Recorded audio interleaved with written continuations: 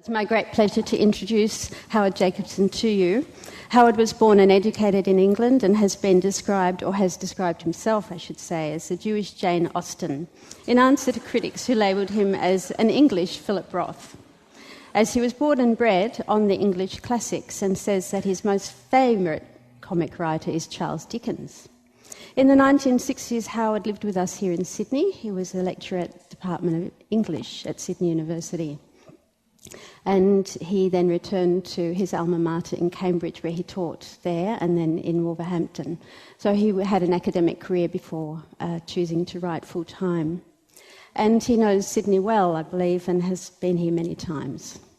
His fiction has won many awards, including the Bollinger Everyman Wodehouse Prize for Comic Fiction for his 1999 novel, The Mighty Waltzer, about a teenage table tennis champion, and the J.Q. Wingate Prize for his 2006 novel, Kaluki Nights, which he has described as the most Jewish novel that has ever been written by anybody, anywhere. Howard's most recent novel, The Finkler Question, won the 2010 Man Booker Prize and has been hailed as the first genuinely comic novel to win the award in its 62-year history, although I believe Howard has something to say about that too. Howard has also had a distinguished career in television as a presenter on Channel 4 and for the South Bank show, as well as a television series which came out of his non-fiction book on comedy, a very erudite and comprehensive tour de force called Seriously Funny, From the Ridiculous to the Sublime, which was published in 1997. He also writes a weekly column for the Independent newspaper in London. So Howard, to begin, I thought, since our session is called The Return of the Rye, where do you think the rye went? Where did the rye go? Yes. Can I just say to everybody how sorry I am that Frank isn't here. He would have loved this. He would have loved to see such a good crowd, and thank you for coming out. And I thank him that you've come out to hear him, even though he isn't here. So I have to be Can you myself be a bit of Frank? and him. I don't know how to be him. But I can imagine with this, it's not easy to be Frank Morehouse, a writer for whom I have enormous admiration. I think one of Australia's greatest writers and one of the funniest writers that I know. And that word, the rye, I mean, it's a funny title, The Return of the Rye. It's lovely. It's not my word, rye. I don't think of myself as rye, but Frank is rye. So it's Frank's title, really. I mean, with Frank, you would never know, personally in conversation with him, and even when reading him, you never quite know whether he means to be funny or not. And often he would treat you to I mustn't say he would, as if he's still with us. He's just got bronchitis. Often he's got bronchitis. He will treat you to a serious disquisition upon something, and you won't know, and you'll look into his eyes and wonder, or look into his language and wonder, does he mean it or doesn't he mean it? And then he will burst out into this wild expostulatory laughter, and you realize that you've been had, and there is something, and there is mischief in him. So, and I think of him as wry. I'm not wry, I'm quite brutal compared to Frank. You know when I'm being serious. I'm never being serious. Or I'm always being serious. I don't have that kind of puckish, mischievous play that he has. I could try it to try and make you feel that Frank is with us, but I will fail, won't I? So where did by the rye, can we simply say that we mean the comic then? Yeah. Where did it go? It's something that's perplexed me always, that comedy disappeared particularly from the novel, given that the novel originates in comedy. The novel comes about when somehow or other the world moves from poetry as the way in which from verse as the way in which we express ourselves, into prose. And the great exponents of prose when the novel is born are Cervantes and Rabelais, and one can think of a few Italian writers as well. And the move from verse to prose was a move towards rebellion, really. Verse and tragedy go together, and in tragedy we have the idea that man could be as the gods, and for a moment we see man as the gods, as a god, and then it fails. Man's desire to control the universe, to be a supreme being, we get a glimpse of it, it fails, the play closes, and man is reminded of his small place in the universe again. It's conservative, therefore, a conservative force, I think, tragedy. Comedy comes along as rebellion. When Rabelais and Cervantes start to write novels, it's a rebellion against everything, against the idea of God, against the idea of authority, against the idea of the hero himself. It's derision enters the world in prose and in the novel. It's the derision which it loves our earthliness, it loves our worldliness, it doesn't believe in anything beyond the flesh, our sense of humor, our capacity to laugh, and so on. You will know, those of you that have studied Greek tragedy know that at the end of a day at the Greek theatre, you'd have 3 Greek tragedies, and then you would have the satyr play. And the satyr play was comic and filthy and phallic, and that was how you went home after a day at the Greek theatre. You'd had people putting their eyes out, you'd had people killing their children, and then you got people with huge phalluses making fun of ourselves and celebrating our sexuality. Comedy, filth, sex. Those are the 3 great. Those are the 3 great things which come together in the novel, and they slowly start to vanish as the novel forgets its comic origins. I'm taking a long time to answer your question. No, go ahead. But the novel forgets its origins in the ribald in this way and starts to become sacred. It's probably the people to blame for this are the novelists in England and elsewhere of the late 18th and early 19th century, although, I admire people like Jane Austen and George Eliot immensely. But in George Eliot, for example, the novel becomes religious, and George Eliot is a religious figure. And although Middlemarch is one of the great novels, it's also one of the great non-comic novels. I always complain if a novel isn't comic because I feel it's forgotten what a novel should do, which is all those things I've just described. I can forgive it in George Eliot because she's a genius, but I can't forgive it in novelists who aren't geniuses. Mm-hmm. And little by little, the novel starts to become religious and quiet and decorous, and it starts to be about being politically correct, so people will complain that, a novel, or I don't like reading him, he's a misogynist, or he's a homophobe, or he's an anti-Semite, as though that's got anything to do with the novel at all. We start to think that the novel should respect something when the novel shouldn't respect anything. So for my money, a novel can be misogynistic, anti-Semitic, homophobic. It doesn't matter if the novel is alive and if the person can write. And probably it actually ought to be all those things to remind us of the life of the novel. Howard, do you feel that it's taken a long time in your career to be taken seriously because you have insisted on writing comic novels? And do you feel now that having been taken seriously, maybe it's a curse because you write comic novels? Well, I don't know what's going to happen as time goes by. I have in the pipeline an extremely funny, quite brutal comic novel about literary failure. When I finished writing The Finkler Question, I thought, well, this is a novel that's going nowhere. My American publisher didn't like it and said no. My English publisher was lukewarm. I had to find I found a new publisher in Bloomsbury, which was wonderful for me. But the early signs were no one was going to like The Finkler Question. And when no one likes a thing early on, you're not even sure whether you like it yourself. And I thought, maybe I don't like it, maybe this is no good, maybe I've had it as a novelist, maybe we've all had it as a novelist, maybe the lively, boisterous comic novel of the kind I've just described is out, going nowhere, because people aren't reading seriously anymore, and when they are reading, they're reading what I would consider trash. There is the curse of the reading group, where groups of women are gathering together in country towns and savaging any novel that's written by anybody like me on the grounds that my characters aren't likable or not sympathetic or not recognizable. I've been to reading groups and I've come out, it would be, I was going to say, no, I won't talk about concentration camps in the same, but you come out savage from reading groups by women who say things like, the only character I liked in your novel, the one that was dead early on. That's how I felt when I was reading. Why don't you like women? And I go, I do like women. Well, show us how you like women. I said, well, there's this character who's in love with them, there's that. Oh, you think loving women is a way of showing your respect for women, do you? You think women are only there to be loved for you? Why don't you like children? I said, I don't write about children. Precisely, they say.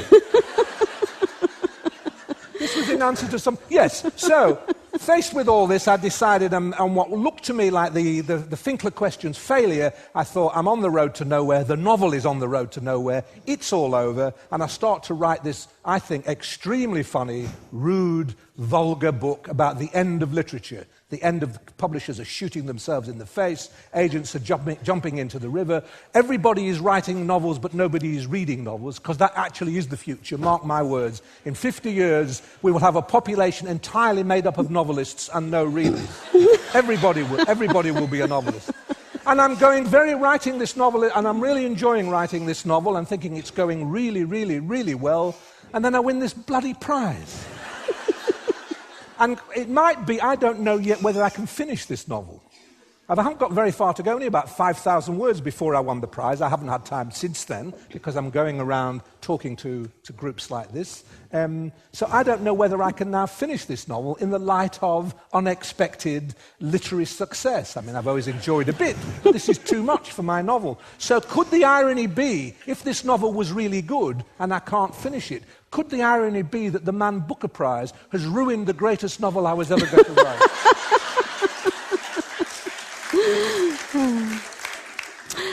Howard, in the Finkler Question, of course, it is very funny, and I think wry, actually. I found it quite wry. But it also has an elegiac quality, in addition to the layers of irony and humour. It's about mourning and melancholia. It's about the Israeli-Palestinian conflict, and that is very serious in our time. And there's also the funny aspect of what I like to think of as Jew envy, which I think you've invented, and I'm wondering if it's in the diagnostic manual of mental disorders. But we can talk about that a bit later, I hope. All right. But I wanted to ask you, with that elegiac quality, the mourning, which two of the characters are going through and which one wishes he could go through, you say in Seriously Funny, your book on comedy, that in some way it defies death when you write about comedy, and you're talking about tragedy as it comes after the three tragedies of the day in Athens, that it's a way of defying death. So do you see it as kicking death in the teeth, or more as a gesture of acceptance? No, I don't see it as acceptance. I do see it as defying death. One of my little touchstones, and if I've said this in some other event at which you might have been present, forgive me for repeating myself, but I think it's that great scene in Hamlet, which is a great comic play, I've always thought, as well as being called a tragic play. I think it is a great comic play too. And it's also a play about comedy, as well as being comic, it's a play about comedy. And that gravediggers scene is one of the great scenes, I think, about comedy. Not for nothing does the skull that Hamlet finds when he's running around those bones in the graveyard, not for nothing does he lift up the skull of a jester and talks about the old comedian who used to entertain his father's court and so on. And he picks up the skull of Yorick and addresses the skull of Yorick and says, "Where be your jests now?" And then says, and points to the bones and starts talking to the skull of Yorick. You will know this scene. And says, "Get thee to my lady's chamber. Tell her let her paint an inch thick. To this favour," meaning to these looks, "must she come." Meaning it doesn't matter how elaborately she paints herself, how beautiful she makes herself, she will be these bones very soon. It's a very black moment. "Tell her let her paint an inch thick, to this favour must she come, make her laugh at that." And there in the middle of death and the bones is that word, the jester's skull, and that word laughter. And I've always seen that as the great challenge to, not to comedians, but it is a challenge to comedians too, but especially to writers. You make... The whole point about laughter, as I understand it in literature and in the novel, is not that you laugh at something that's light or laughable, but that you laugh at the very things that aren't laughable. I've been complaining recently that Woody Allen isn't funny anymore. And I've been complaining that Philip Roth, who is in the news at the moment, isn't funny anymore. And people reasonably say, well, look, they say they don't find life funny anymore. Why should they be funny if they don't find life funny? I'm perfectly sympathetic to that, but nonetheless it disappoints me. Because I think one's funny if one's a good writer. One's not funny because life is funny. One's funny because life isn't. It's precisely because life is not funny that one needs to be funny. It's precisely because life ends in death.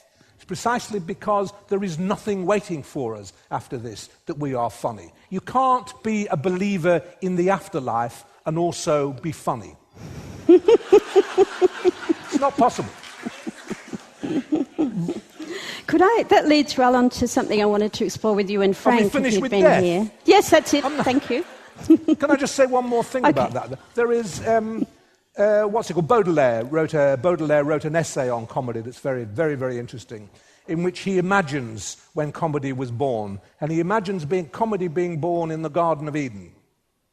Comedy is what happens when God realizes that the human beings are not going to be perfect, and he kicks them out. That's the moment of, the Bible says that's the moment of sorrow and suffering, and Rabelais says that for the artist, not Rabelais, who did I just Baudelaire. say? Baudelaire, thank you. Baudelaire said that for the artist, that's the moment when comedy is born, because it's born of imperfection. Had Adam and Eve got on perfectly well, had they lived forever in the garden and there'd been no snake, where's the joke?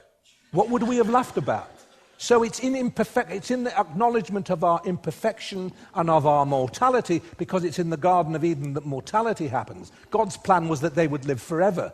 Doing what? Gardening? What? Comedy comes out of imperfection, but that imperfection is also our life.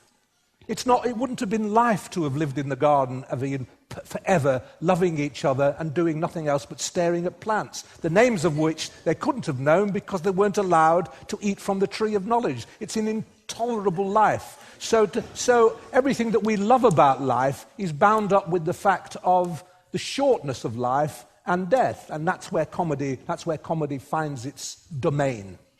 Thank you.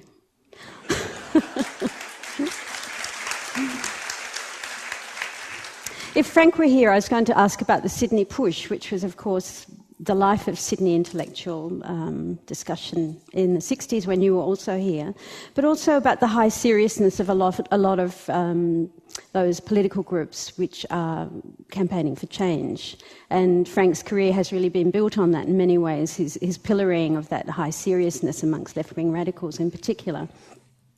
And that's odd to me, since it seems, as you were saying, that comedy is a radical form that's transgressive and it's not a conservative force. But at the same time, it's difficult to explain exactly how comedy does achieve change. Is it persuasive, or is it just allowing us to take heart, to laugh together as a community in opposition to the status quo? How does it work? Well, I don't think it achieves change in the way that politicians hope to, or ideologies hope to achieve change. And you're quite right, comedy in the main laughs at ideology. It's conservative in the sense, think of a novelist like Kingsley Amis. Kingsley Amis was essentially a conservative person who made fun of anything progressive. He also made fun of fuddy-duddyism, but his main laughter was at the expense of anything new and progressive, because the new and progressive is always preposterous.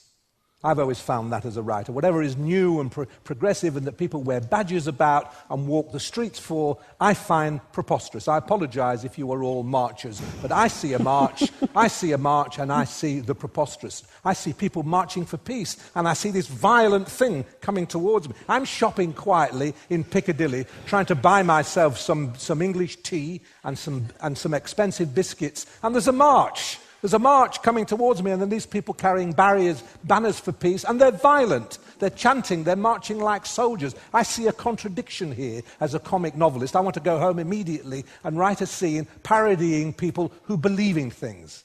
Now, this might be difficult for you, but if you are a comic novelist, you can't believe in things. So you need, at some level, you do need people who believe in change, who care about the environment and gender and all that, but you also have to have, in a healthy, vigorous society, people who find all that absolutely preposterous and absurd. So no novelist is ever an ideologist. Show me a novelist who, as a novelist, believes in anything, and I'll show you a failed novelist. A novelist does not have a view. A novelist does not believe in anything. There's no such thing as a great political novel. We can argue about that, but in my view, there's no such thing as a great political novel. So how does it achieve change? By making you realize that nothing is stable, nothing remains true, everything is up for question.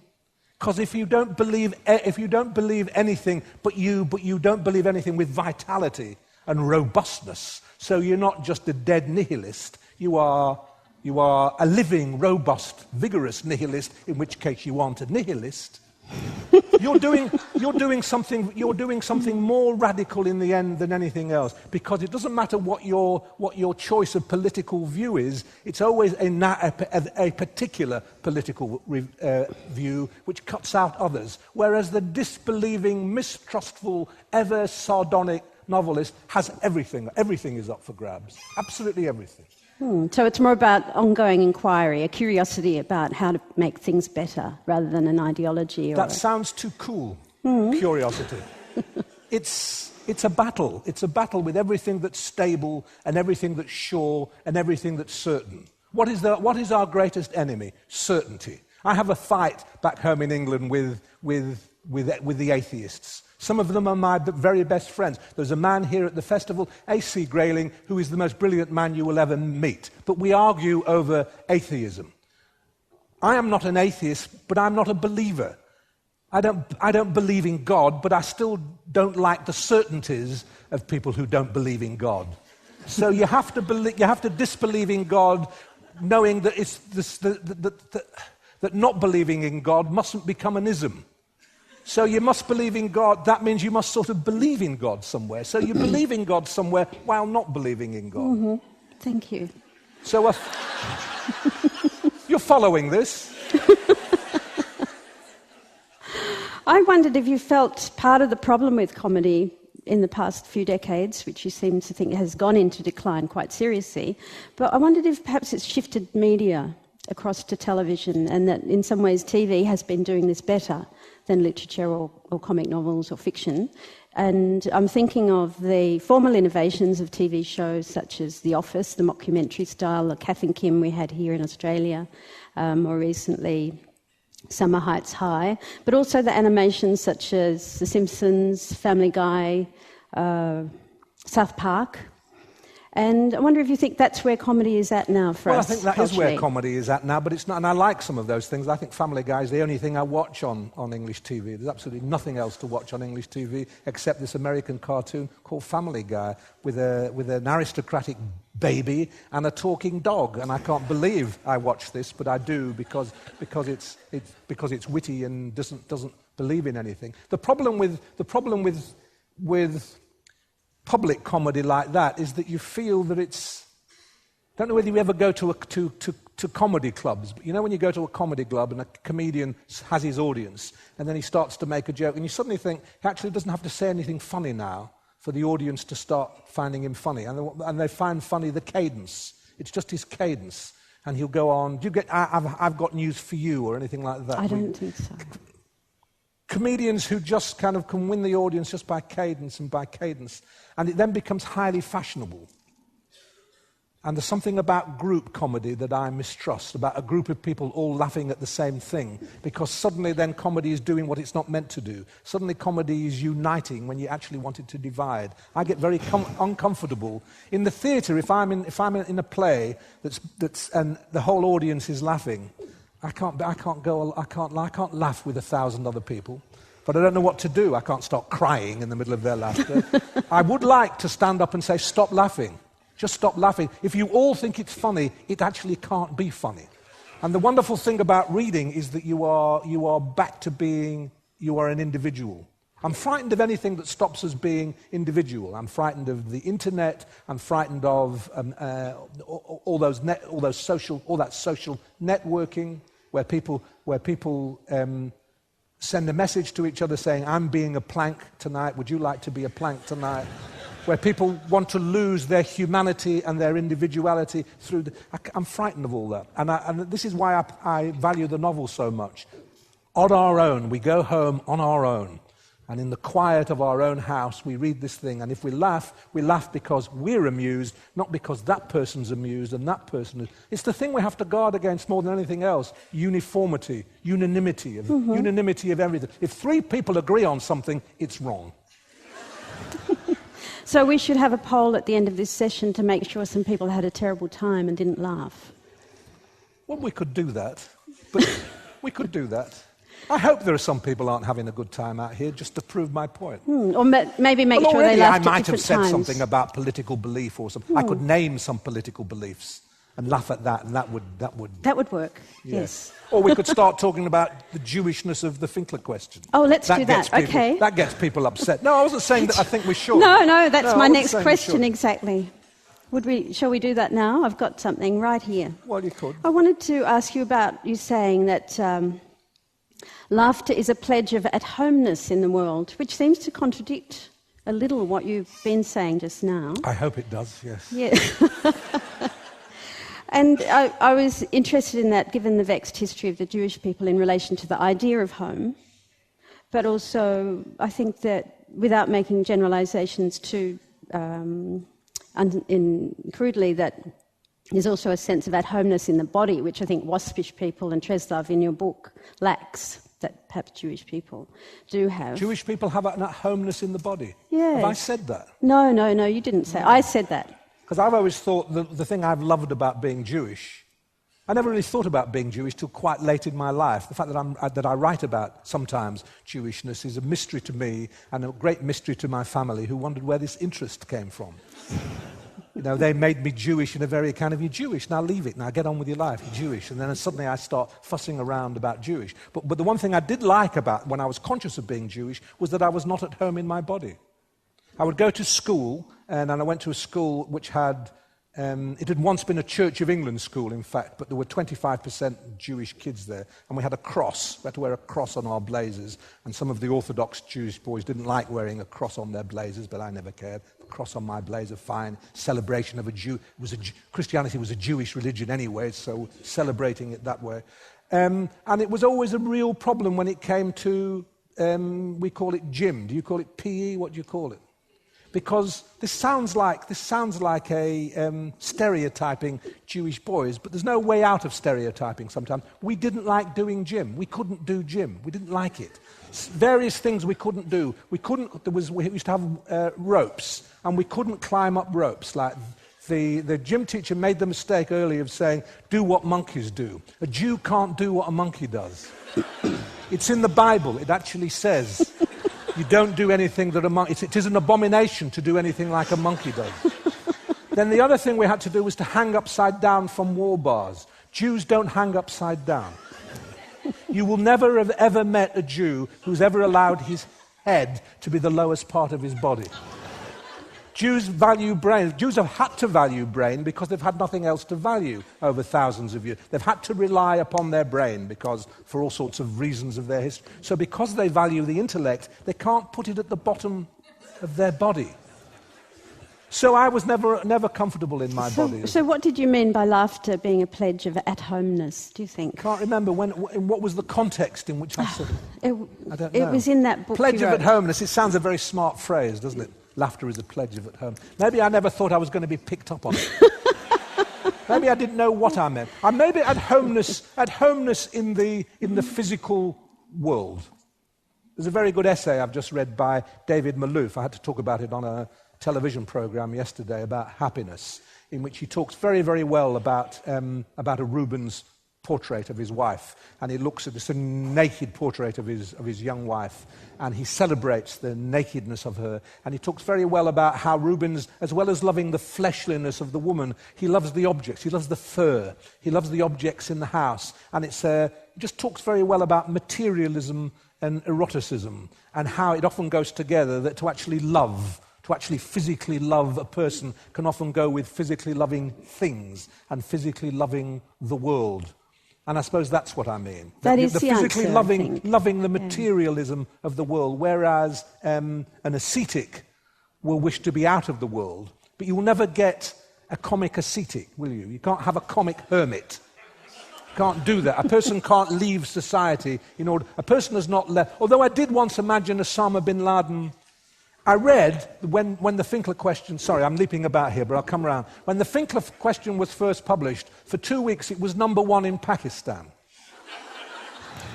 And I had this idea. I didn't know where Osama bin Laden was living then, but I imagined him up in a cave somewhere, and I imagined him reading the Finkler. I thought, I don't know how many people read novels in Pakistan, but suddenly I like this idea of Osama bin Laden sitting there in the cave reading the Finkler Question. I thought, would he be laughing at the Finkler Question? Can you laugh in a cave? Is that possible? I still like the idea now that the reason Osama bin Laden was caught was because he was reading the Finkler Question. He was reading the Finkler Question, he was enjoying it, he was saying to his 15 wives, let me read you this bit. Maybe he was reading each one of them a different chapter at the same time, and in his laughter he was unguarded, because we are unguarded in laughter, and the Americans got him. In which case I'm quite sorry, really. I don't want that to happen to my readers. So it's being at home in the world, as you say, and in other people's bodies, and being at home in the materiality of the world. Loving the world, yes. Yeah. And the Jews are good at that. The Jews, the Jewish religion is very much a religion, very, very much, as you can go right back to the beginning, to the Old Testament. The Jewish religion is very much a religion of loving the world, which is why when Christianity happened, although Christianity was an argument of Jews among Jews, there was a feeling among the more traditional Jews that what they didn't like was that this was a promise of happiness in a world to come, that's to say in no time at all, whereas what Jews believed was that you must live a just, good, honourable, but enjoyable life in the world of now, in the things of now. I like that about Jews. And the other thing that I think follows from that is the idea of being not only at home in the body and in the world, of the body in the world, but the body is, of all things, the funniest, probably, the human body, that we can rely on anything to be a source of comedy. Would you say that it is the body? Can I read? You've just made me think of something. Sure. Can I read something? If I can find it. Just read a little bit of my writing. Do you mind that?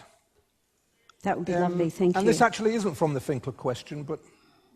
And the reason I'm reading it in a Kindle is not because I'm trying to advertise a Kindle, but because it's my wife's Kindle, and she very kindly goes around with all my... This is love for you. My wife goes around with all my books on her Kindle, so that at moments like this, because I can't carry all my books with me, if I need a book that's not the Finkler Question, I can read a bit. So, just a minute. Can I just read you a little bit from the beginning of my novel, Kaluki Nights? Only because this is what you were just talking about. Do you know what Tom of Finland is? Do any of you know Tom of Finland? Tom of Finland is a gay comic creation. And if you go into a gay bookshop, you will see Tom of Finland, great big books of Tom of porn. It's gay porn. He wears a Nazi hat, very, very tight leather trousers, and he has bulging muscles and things. And he gambols along with other gay men who look like that. And I just know about this because I investigate the world. I go into places that you might not go into and I do it for you. As a novelist, I do it. Of course. So this is the beginning, just a bit. It won't take long. This is the start of Kaluki Nights, and the hero is a Jewish cartoonist. Once, when no one was buying my cartoons, I took a job ripping off Tom of Finland books for an unscrupulous pirate publisher of gay eroticism. Deltoidal, no-necked, peach-bottomed sadists and cocksuckers wearing leather caps and curiously benign expressions, romping in a spunky, never-never sodomitic kindergarten, unimpeded by the needs or interdictions of wives and mothers. For a straight man who couldn't see what Tom of Finland had to offer other than the clean lines of the illustrations and the absence, beyond 24-hour on-tap buggery and fellatio, of any supererogative fantasy or fuss, I reckoned I made a reasonable fist of copying his creations. It was good for me too, I thought, inhabiting this alien demi-Eden for a while. It relieved some of the stress I was under, the stress of a failed marriage and a failing career, the usual, but also the stress of coming from an ethno-religious minority, or whatever you call us, whose genius doesn't extend to irresponsible recreation. Jews don't do Paradise Regained. Once you're out with my people. The gates swing shut behind you, the cherubim flash their flaming swords, and that's that.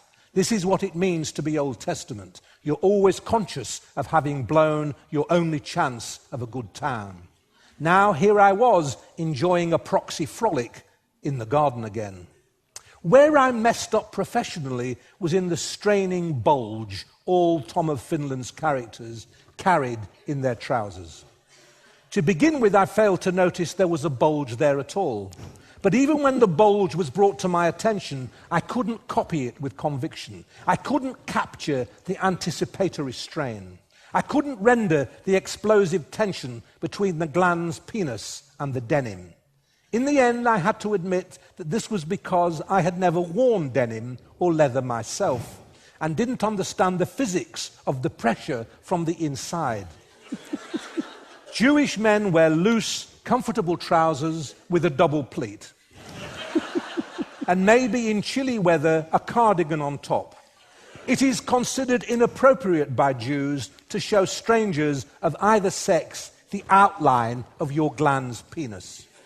No commandment against it that I know of, just not what you do. And for this, as an uncle of mine used to say, apropos anything Jewish, the Nazis tried to exterminate us. Well, apart from wanting the opportunity which you kindly gave me to read a bit of that and to read something that's got a penis in it, it's always been very important for me once I broke through to being a novelist from someone who couldn't write novels at all. Two things I realized I had to do to be a novelist. I had to write Jewish a bit and I had to write about the penis. I had to write, it was just essential to me to write about the penis, as though the novel as I understood it had to somewhere or other have a penis in it. Not because I am an exhibitionist or because I am filthy-minded, I am absolutely extremely prim, and it shocked me when I started to write about the penis, and it shocked me reading this now. I'm much more shocked than you are. You've taken that quite easily. I'm quite appalled by that. I'm actually surprised more people haven't got up and walked out, actually. I would get up and walk out if it did. And Frank would certainly have got up and walked out. But I read that out in response to what you were saying about the body, because although that's and this is a way of illustrating partly what I mean by comedy, although that is a joke, that's absolutely a joke, a Jewish man unable to draw that because of the squeamishness that I've just described and that I understand, and then going into the Nazis, I actually mean that. I do think there is a case to be made about Jewish attitudes to the penis and the Nazis. If there was time, I could do it. I could do it for you. I could talk about Jewish attitudes to the body, Jewish primness around the body, the Jewish refusal to romp around and be as the Spartans were. I could show you that part of Nazi ideology, which was itself Spartan, or which itself, reveled in showing off the body, that part of what Hitler himself, when he writes about Jews in Mein Kampf, another thing I've done so that you don't have to do, I've read it so that you don't, is partly appalled. On the one hand, Hitler was appalled by the idea of Jews as the conveyors of syphilis and the fact that the Jews were pimps, but the other part of it was Jewish Puritanism. He didn't like Jewish discomfort with the body, and for the Nazis, among the various things that they didn't like about Jews was this idea of the refusal of the body, the refusal of nature. The Jewish religion refuses nature. It's what the Old Testament is about. It's what the Garden of Eden is about. It refuses nature in its own way. This contradicts some of the other things I've been saying, but isn't that wonderful that we can hold more than one view? So it's a joke. That is a joke about the penis and not being able to draw it, and the Nazis, but I also mean it in a deadly way, and Kalukinites goes on being quite a deadly comedy about Nazism and the Holocaust and things. And people said, how could you write a comic novel about the Holocaust? And I said, it's exactly what you have to do. It's what you must do now, not in order to make light of the Holocaust. Now, my comedy doesn't make light of anything. Comedy for me is a way of making, if anything, weightier, more tragic. But bringing to bear not to be comic about anything is to deny one of the great resources that I think that we have.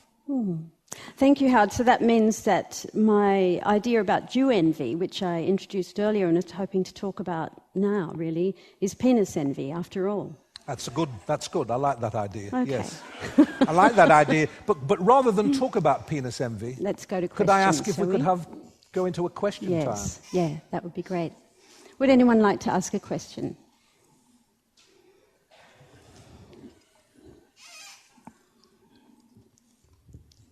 Just out of curiosity, is there anything that you don't feel you can... Is there a boundary for comedy with you? Any topic? In the abstract, no. In the abstract, no. There is nothing that you cannot, in a general way, be comic about. Allowing what I mean by comedy, which is not making light of something, not making a thing seem like nothing when it's something. But then rules apply. That doesn't mean one will always be funny about something which it is dangerous to write about. Then aesthetic rules start to come in. You have to get it right. You can make a joke about anything, but it has to be a good joke. And then how we decide what a good joke is, it's not morality that determines that. It's not our sense of whether it's appropriate or anything. It's a joke or anything comic is a creative thing, and it must obey aesthetic laws. It must be well told. It must be well balanced. It must judge things. And but abstractly, no, there is nothing. If you can joke about death and you can joke about the Holocaust, not joke but be comic about it, then anything is available to you. It's a bit of a personal question. If you don't believe in anything, what do you do when you're not writing? You said earlier you don't believe in anything. Nothing very much. I eat. I talk to my wife. Talk to my wife. That's pretty well it. I don't say I don't believe in anything. I don't attach ideological conviction to anything. But you can still do plenty of things without having an ideology. And writing and talking to your wife and eating is a fair bit. And traveling to literary festivals, that takes up a lot of time. You talked about not being essentially Jewish when you were at school and when you were younger. When exactly was it that you took on board this very Jewish feeling that comes across in your novels? In the Finkler Question, it's the outsider who wants to be embraced, the Gentile who wants to be embraced by the Jewish faith. So when was it exactly that you took it on? Right at the beginning of your writing, or did you practice becoming Jewish before you started writing? I like the idea of practicing. I don't know how you practice becoming Jewish. I was. Jewish. It's not right. Standing in front of a mirror. Stereotyping, I apologize, I've just stereotyped. I only mention this because I was the only Gentile once in a Jewish firm, and they embraced me completely, and there was this enormous warmth of embrace. Well, I'm glad you're in a nice Jewish firm. That's good. That's good. That's good. There are. I mean, I don't know how to answer your question because I don't know. I think I always felt outside everything. I always felt just a complete outsider, that the world was not my world. You don't become a writer if you feel that the world is not your. I assume we're all in this together. We are all, I can speak to you the way I can speak to you because you are all outsiders. If you really felt at home in the world, you wouldn't be here at a Sydney Literary Festival. You'd be playing golf or kicking balls around or doing, what people who feel the world belongs. We become readers because we are seeking another world, a better world sometimes, or a world of the imagination. And we certainly write in order to rewrite the universe. So I start off as an outsider. I think the reason I start off as an outsider is and I talk about the Garden of Eden all the time, is I was expelled from the Garden of Eden. When I was a little boy, for the first 4 years of my life, I had the sole attention of my mother, my mother's mother, and my auntie. My father was in the war, and I had no siblings. And I was a little boy in paradise. And these 3 women absolutely adored me and thought they thought I could be anything. They'd say, I remember them, they thought I could be a ballet dancer. They thought I could be an opera singer. My mother still thinks I'm built to be a ballet dancer. I could be anything, absolutely anything I wanted to be. And then my father came home from the war, and a baby brother was born. My brother was born when I was 4, and I still see I was out of the house when he was born because I had chicken pox or something. I didn't see my mother for 10 days, and when I next saw her, my granny carried me along the street, and there was my mother holding up this new baby like that, doing like that to me, like this thing. And I was gone. I was out of paradise. Gone. Finished. Somebody else had stolen my father was there, a brother was there, then a sister came along, and I was just this excluded, this sad, tragic even, excluded figure. So I was outside paradise. Then it was a question of what in particular was I outside of. So in Manchester, where I grew up, it was the Gentile world, partly, but it was also the Jewish world, because I didn't know what being Jewish was. What was being Jewish? I'd say to my father, what's being Jewish? He'd go, Ed, you're Jewish. I said, well, what do I have to do? You don't marry out. That's all, just don't marry out. And I said, well, what would so terrible if I marry out? If you marry out, you'll stop being Jewish. So I'd say, but then what's being Jewish? He said, it's marrying in. So I had no idea what being Jewish was, and I had no idea what being English was, and I felt excluded from them both. And it was only after years of wanting to write and not knowing what to write, and wanting to write like Dostoevsky or Tolstoy or Jane Austen or somebody, and not succeeding in being any of those people. And I found myself at the bottom of my career, which began with such grandeur here in Sydney and ended in Wolverhampton Polytechnic, which is an institution of the sort I can't even begin to tell you. And at this age, I'm in my late 30s, and every time I go home to Manchester, my father's saying, so where's this novel then? So where's this novel then? And I think I've got to write a novel. I don't know how to write a novel, but I do know that my life is as appalling as it possibly could be. Maybe I could write a comic novel about this. And even then, as I was trying to write that, I thought, I don't quite know how to... Why do I feel this is so absurd? And I thought, well, I feel outside of Wolverhampton. I feel outside of everything. Maybe it's because also I feel Jewishly outside of Wolverhampton, because I felt I was the only Jew in Wolverhampton. There were probably hundreds of them. I've always felt I am the only Jew wherever I go. There's part of me that wants to say I'm the only Jew in this room, but something tells me I'm not the only Jew. So I felt that I needed to, that my Jewishness, I don't have a Jewishness, my being Jewish partly explained my sense of double, treble exclusion. And when I wrote that first novel, I made my hero, I gave him the name Sefton Goldberg, and I made him Jewish, and that added to the preposterousness of the situation, and I was off. I suddenly realized I'd entered a Jewish narrative without my realizing I ever would. Sorry for the length of the answer. There's a lady over here that would...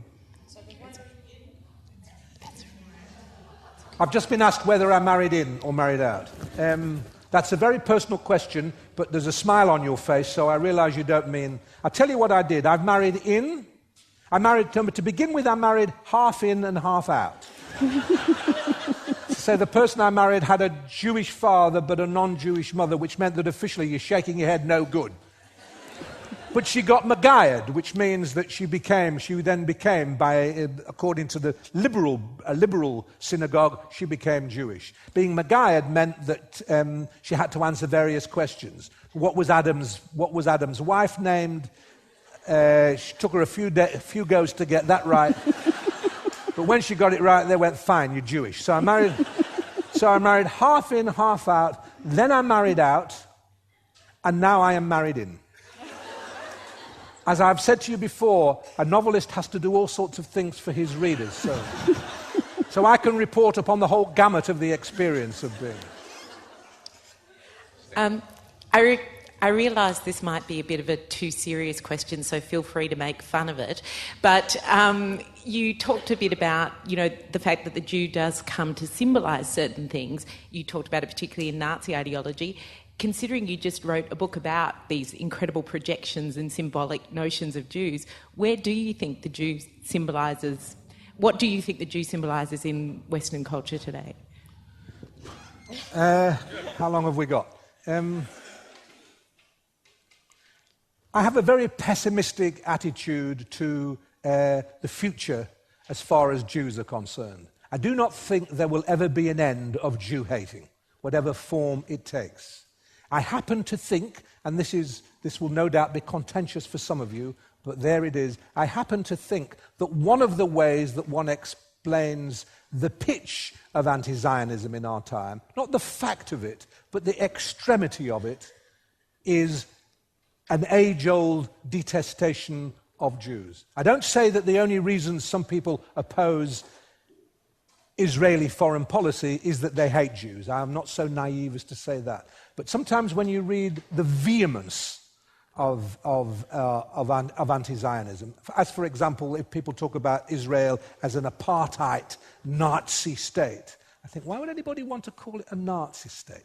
Why would you call Jews Nazis unless you wanted to hurt Jews with their own history? Couldn't you choose something, however much you dislike what they're doing? Wouldn't you choose something else? If you choose Nazis, you mean harm to it. So I think of what's going on at the moment as yet another, as far as Israel is concerned, as just one more manifestation in many occasions of an age-old detestation of Jews that will not go away. It seems that in human nature we need somebody. I mean, this could take us back to the deep philosophy of comedy again and otherness, but we need someone not to be the opposite to ourselves. When I made a film once in Lithuania, where my mother's family came from, and we discovered, to our astonishment, we just heard somebody saying it, and now, in this age, not in medieval Lithuania, but now, that when someone had put a cardigan on the wrong way round with the label on the outside, and they said, "Oh, you've gone Jew." They meant no more, there wasn't an anti-Jewish statement, it was simply an expression of an old Lithuanian saying. When you wear something inside out, you've done something, you've become a Jew. In other words, a Jew is the opposite to the right way. A Jew is the wrong way. And I think somehow or other, for humanity, the Jew has become the wrong thing. That doesn't mean that many people don't love Jews. That doesn't mean that's why I wanted the hero of the Finkler Question, from the outset, to make that clear, to be a Gentile that loved Jews. I don't say that there isn't love for Jews out there, but somewhere at the heart of humanity, I think the Jew stands for something, the other, the opposite. And also, I think, in the fact of the Jew it's about monotheism. The minute the Jews came up with the idea of monotheism, they came up with an idea which would be very divisive. They came up with a spiritual, intellectual idea of a God you couldn't touch, a God you couldn't see, an intellectual idea. And that consigned Judaism to an intellectual existence. We've talked about the body. The opposite to the body is the mind. And humanity will always worry about an intellectual existence. It will always be in an argument. Humanity will always be in an argument between the body and the mind. Too much mind? As a Jew, I feel it myself sometimes. Are Jews too much people of the mind? Is there something in one as a bodily person that objects to too much mind in the same way that there's something in one as an intellectual being that objects to too much body? So I think somewhere or other what the Jew stands for in humanity is something like that, along with all the other things that one might say.